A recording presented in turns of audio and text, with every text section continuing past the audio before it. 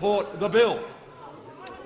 The member for Petrie. Thanks, Mr Speaker. My question is to the Prime Minister. Will the Prime Minister please outline to the House how the government is strengthening the economy and backing business to create even more jobs for Australian workers, including in my electorate of Petrie? Is the Prime Minister aware of any alternative approaches? The Prime Minister has the Speaker, call. and I thank the honourable member for his question.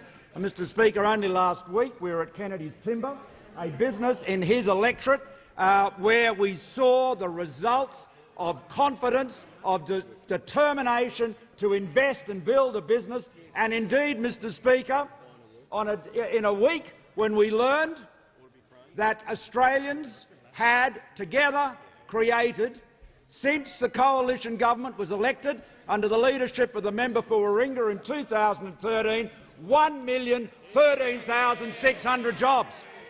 Months before the 5-year target, ahead of time, and those jobs, Mr Speaker, have been built by the optimism and the commitment and the passion of Australian businesses like Kennedy's Timber. And as Michael Kennedy observed during our visit, he took on one new employee in April, and she may very well have been the 1 millionth new employee taken on in Australia.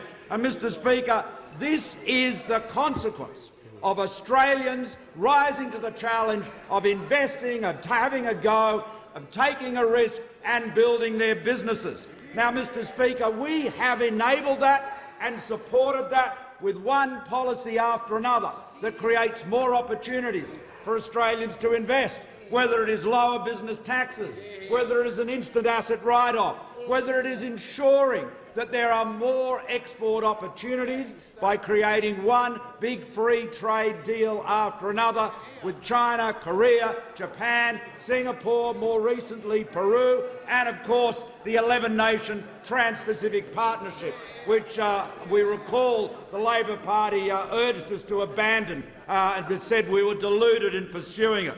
So, Mr Speaker, by cutting taxes for small and medium family businesses, we have seen this great growth in employment, and we must not forget that a business that revenue is $50 million a year or less is not a giant business. It's overwhelmingly going to be an Australian family-owned businesses, but more than half of all Australians work for those Australian small and medium family-owned businesses, and they are the ones, like Kennedy's Timber, that are responding to the incentives we've created.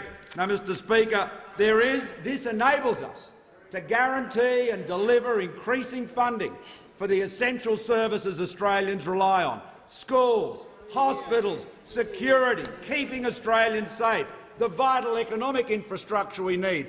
All of this is enabled by a stronger economy. And yes, there is an alternative. It's the alternative of Labor, with over $200 billion of new taxes, which would crush that energy and that growth.